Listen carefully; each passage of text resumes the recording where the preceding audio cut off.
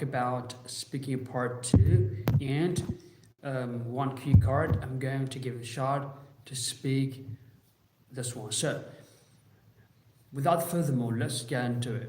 So, speaking part two is a short 2-minute talk, and you have to perform really well in the speaking part two, and as it will be measured highly, rather than all of the parts of speaking.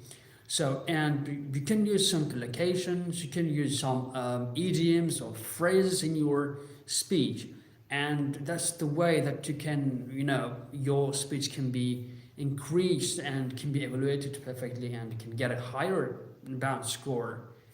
Okay, so I'm gonna talk about a situation that made me a little angry. Okay, so I'm gonna start. So there are different types of situations, occasions in my life that made me really, really sad and unhappy.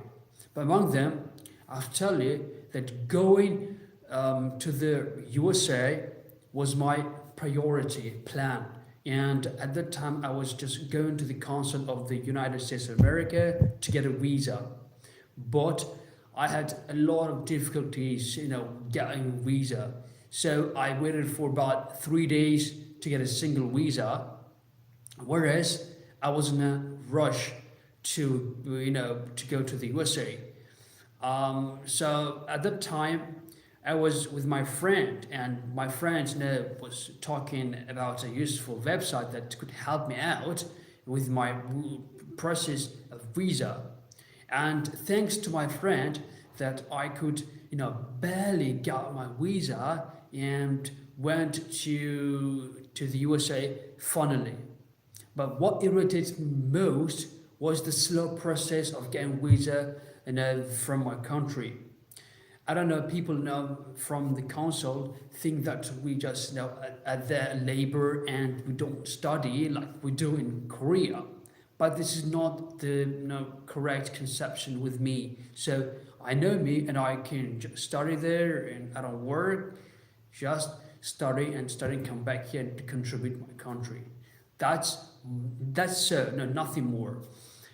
So guys, so this is the end of part two. So what you have to do is to just brush up your pronunciation, and you have to choose whether you speak British or American, and you have to impress the examiner by speaking, and by showing off your pronunciation that you can communicate, with any person who's speaking in front of you.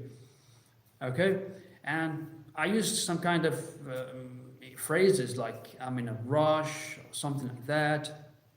But you can use some idioms in as well, and that's all going to be helping you to get a higher score from multi-level or from IELTS speaking test.